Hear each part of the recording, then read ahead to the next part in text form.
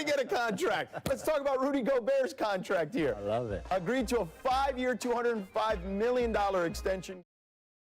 Rudy Gobert re-signed with the Utah Jazz about a week or so ago, in a move that'll cost the Jazz $205 million over 5 years. That's right, $205 million. When I got the notification on my phone, I did a double take to make sure I was reading that right. And then when I read it again and saw that it did say $205 million, I pinched myself to make sure I wasn't in some sort of twisted dream, which I was not. Rudy Gobert is viewed differently in many ways by NBA fans, and after what transpired about a year ago with this incident,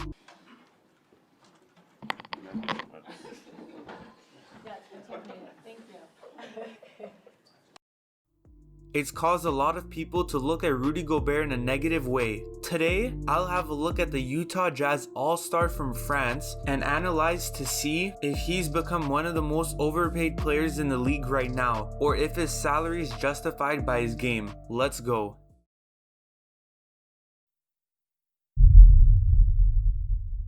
Before I go on, if you could hit the like button or even subscribe, that would mean a lot. I make a ton of NBA related content and it only takes 2 seconds to like. Today's goal will be 10 likes. Let's see if we can hit it, guys. And trust me, I have big things on the way, so you'll want to make sure you're here before everyone else is. The contract in discussion, a 5-year $205 million deal or $41 million per year, is a massive amount of money for any NBA player. But when you hear $40+ million a year for an NBA player, you'd expect to hear some big names like LeBron James, Stephen Curry, or Kevin Durant. It feels underwhelming and almost laughable when you stick Rudy Gobert's name next to it. He's not some sort of generational talent that'll turn your team around, but for some reason, the Utah Jazz believe he's just that and even more, because his contract is the 3rd largest in NBA history. Firstly, I'm gonna compare Rudy Gobert's contract size to others around the league, and as I previously stated, Gobert has the 3rd highest contract in NBA history, and sorry if I sound like a broken record or something, but I just want to make sure you understand that fact. Let's go and look at some of the largest contracts and which players they belong to. Giannis Antetokounmpo currently has the largest contract in the NBA at $228 million over 5 years. Russell Westbrook is next up, with his being $207 million,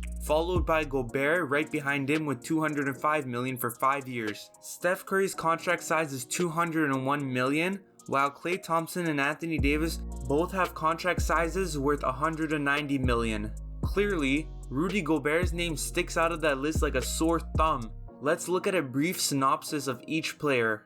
Giannis Antetokounmpo is a 2-time MVP, has made an All-NBA team 4 times, and also has won Defensive Player of the Year. Russell Westbrook has also won an MVP, has made 9 All-NBA teams, has won 2 scoring championships, and is a 2-time assist champ. Steph Curry has won 2 MVPs, has made 6 All-NBA teams, also has 3 rings, is a 1-time scoring champ, and he's also been a steals leader once. Anthony Davis has made an All-NBA team 4 times, is a 1-time NBA champ, and a 3-time block champion. Klay Thompson is a 5-time All-Star, has been a part of an All-NBA team twice, and is a 3-time NBA champion. Every single player I mentioned has won an MVP or a title, or even both.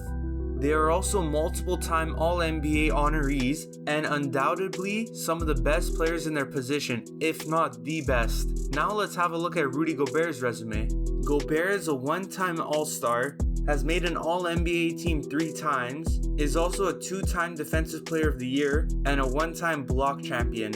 Clearly, you can see a distinct difference between his resume and everyone else's. He's a defensive specialist, no doubt, but his offensive game is limited to putbacks, alley-oops, and dump-off passes down low. In fact, 83.7% of his shots have come within 3 feet of the basket, with 15.8% of his shots coming between 3 feet to 10 feet. His offensive game is very shallow, as he doesn't have a good post-up game, with the majority of his shots being baby hooks. In terms of success, Rudy Gobert has made the playoffs in 4 separate years, but has never made it past the second round.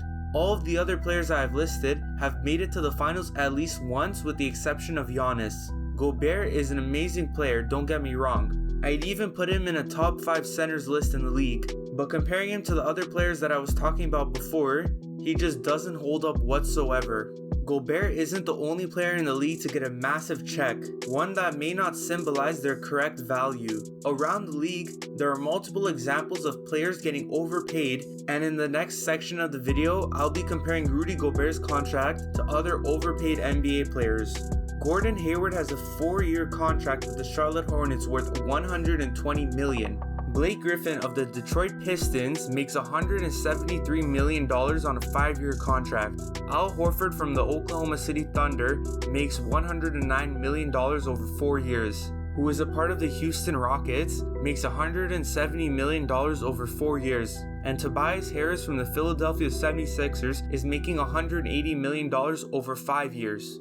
Rudy is making $25 million more than Tobias Harris, which is still insane to me. But maybe these players are producing good numbers for the price that they are playing for. Let's have a look at these players' statistics. Here are the stats of all the overpaid players, with Rudy Gobert's stats also at the bottom. I'll highlight the leaders of each of these stats. Tobias Harris has the highest points per game at 19.6. Gordon Hayward averages the most assists at 4.1 a game. Rudy Gobert is the highest rebound per game at 13.5, and he also has the highest field goal percentage at 69.3%. Gordon again leads another category, that being 3-point percentage at 38.3. Rudy Gobert and Blake Griffin are also tied for steals at 0.8 a game, and Gobert obviously gets the most blocks at 2 a game. Looking at the stats here, we can see how he compares to other bad contracts. 3 out of the 5 players outscored him last year. 4 out of the 5 players averaged more assists than him last year. And 4 out of the 5 players also shot better from the 3 than him. He didn't even attempt a single 3 last year. Now, I have to give credit where credit is due. He did nearly average double as many rebounds as everyone else from this list. He also shot the ball 20% better than anyone else on this list. He averaged more steals than all but one, and he has twice as many blocks as other players. Gobert is all over the place, but shines defensively, which is to be expected. Scoring for him is tough, because he is the 5th option on his team going off attempts per game. Here's a list of all of the Utah Jazz players' attempts per game.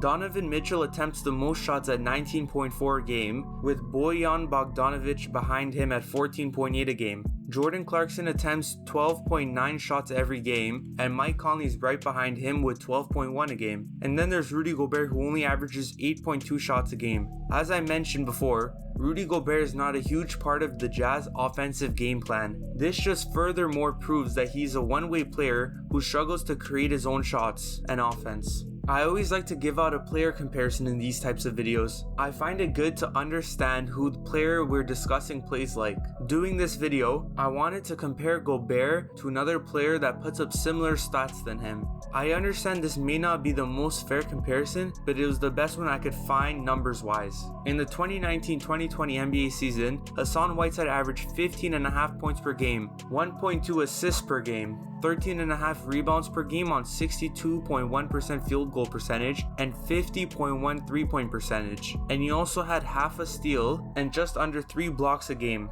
When comparing these two players, we can see how similar they are stats wise, but Hassan edges out in some categories, averaging more points than Gobert, getting the same amount of boards as him, blocking more shots than Gobert, averaging only 0.3 less steals per game, shot 7.2% worse from the field, and averaged only 0.4 steals less than Gobert.